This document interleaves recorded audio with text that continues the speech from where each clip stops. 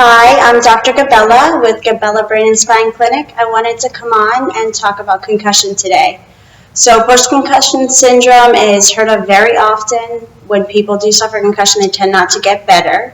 So whether you're dealing with those symptoms or you've suffered traumatic brain injury, this is going to be some useful stuff for you. It's going to also kind of explain why it is that our brain just gets so highly disrupted. It comes down to three pathways that are sensory integration pathways that the brain uses constantly to carry out every activity we do all day long. And when it's disrupted, it leads to symptoms that are very bothersome. So these systems are your visual system, your proprioceptive, which is muscles and joints, and then our vestibular system, which is your inner ear that's constantly affected by gravity. So gravity doesn't go away. It's one of those constant stimuluses that keep us alive, because at the end of the day, the one stimulus that doesn't go away is gravity, and we have to have some sort of activation that creates a default network so that we always have activation going to our neurons, and that system is gravity. So these three systems feed into the brain, and the brain takes in all this information, and it interprets where we are in space and what's going on in our environment. And it prevents falls. It's what fires reflexively to catch us so that we step out if we're about to fall.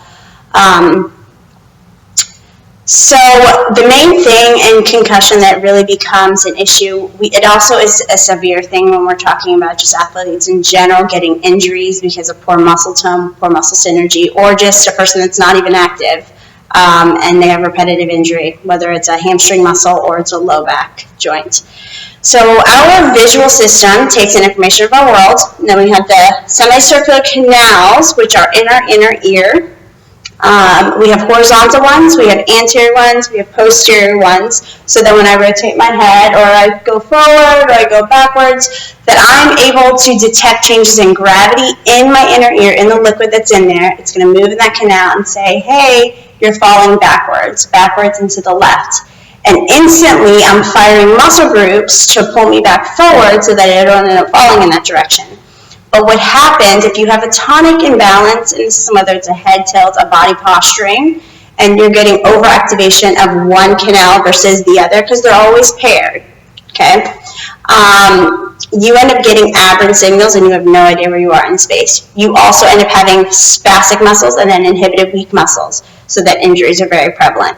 For an example, in a textbook, we're told that all our horizontal canals sit at 90 degrees. Well, it doesn't. There's constant anatomical variation. So whether somebody has a right horizontal canal or a posterior canal that's at 95 degrees and the other one's at 87 degrees. There's tons of variations. What that means is as soon as we're born out of the womb, we have to now compensate for our anatomical variation. Because if I'm sitting here and I have one canal that's like less than 90 and the one that's over 90, I'm going to take my head into a positioning that's going to equal out those two canal systems, tell me, because that's really going to be saying, okay, you're head center, but it's not because it's this way. So now automatically, because another system that's connected to this three sensory system is our muscles and joints. It's called a proprioceptive system. So that system is now going to say, hey, we're like rotating to this direction. We're not center. But my canal system, vestibular, is telling me I'm center. And then vision's going to come in and say, hey, no, we're not center. So this is constantly happening, and this is also another thing. We're kind of guaranteed to have joint fixation, muscle spasm, and these systems are constantly being activated. And the brain is controlling and doing this mathematical calculation, saying, okay, all these systems are telling me one signal is going on, that I'm upright, and the other one's telling me I'm falling. So I'm going to cancel out the one that tells me I'm falling because that's the one that's the odd man out. So it's highly, highly complex. Let's think about in a concussion. You hit your head. Not only from a peripheral level are your inner ears messed up, but centrally those pathways are constantly being activated by gravity. So that means those pathways are huge. They fire all throughout the brain. Same with vision. We have already talked about in the first video how our visual system takes the whole entire brain. It's one of those systems that is like a magical gem to us because it does fire into all areas of the brain, where other systems, they don't. They might just fire into 20 areas. Okay, so now this system is another one that's really, really essential for autonomic control. Autonomic control means automatic. We don't have to think about it. It's your rest and digest system. It's what allows us to sleep and wake up. It controls our heart rate. It controls our blood, like how often we constrict our blood vessels, how often we dilate our arterioles to deliver fuel. When I change positions in gravity, my demand for blood and my heart rate when I'm sitting down is markedly different than my demand for blood when I'm standing up or when I'm running or dancing or singing. So my position of my body is coming from the inner ear. Gravity is going to change it. As soon as I stand up, my inner ear sends gravity. I fire centrally. I fire all these networks up to the autonomic nervous system, say, hey, we got to shun blood upwards. We got to increase our heart rate so that we don't steal blood from the brain as she stands up in gravity, because gravity is going to pull it down to my feet.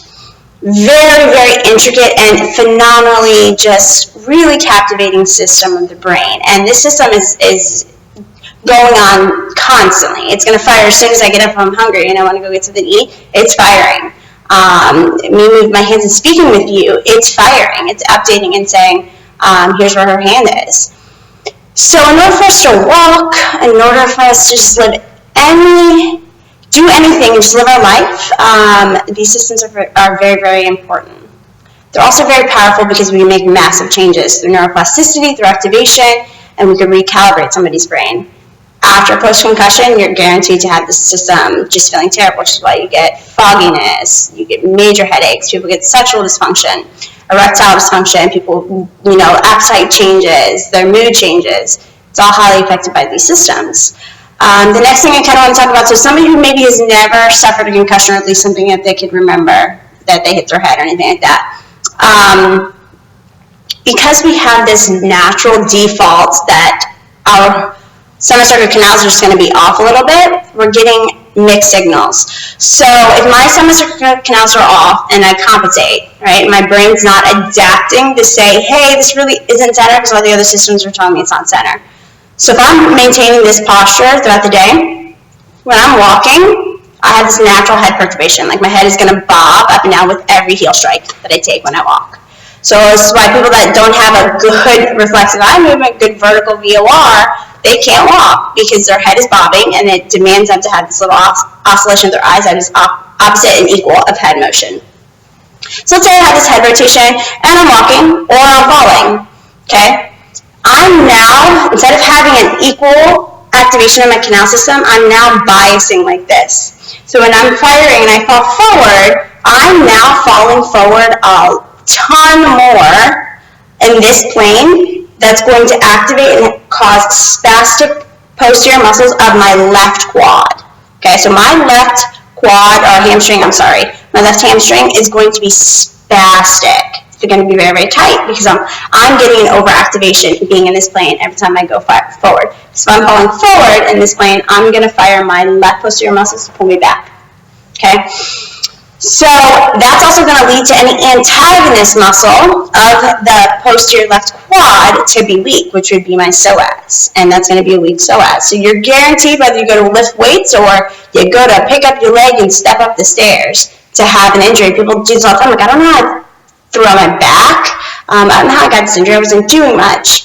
So now if you want to take it to a level, if you're a professional athlete, if you want to play sports, if you want to be active, if you want to have a healthy, strong body, your brain has to be good. Your brain has to be sending equal, symmetrical signals constantly in order for us to fire synergistic motor patterns and prevent injury. It's huge. People don't connect the dots. We want to do massage and break up muscle spasm. Why is it that a massage, you get a muscle spasm back constantly? It's never fixing the issue. You have to go centrally to the brain and fix those three systems and recalibrate it and get everything working well and get the brain updated so that its number one job to tell us where our body is in space and to map out the world around us is constantly being carried out and carried out accurately. It's amazing. And then you can be this bright human and you can just be happy and not depression. You give back so much to the world. It's really big changes. So I hope this helped. I hope everything made sense. Again, I'm Dr. Gabella. And my website is GabellaBrainAndSpineClinic.com, and you can contact me at any time if you have any questions, even if you live in a different state and you're suffering from any of these conditions, and you're like, I don't know what's going on with me, I'm having the symptoms, I'd love to talk to somebody. Please reach out to us. If you guys have requests of any topics to talk about, I'd be happy to jump on it. So just go ahead and comment away. Thank you.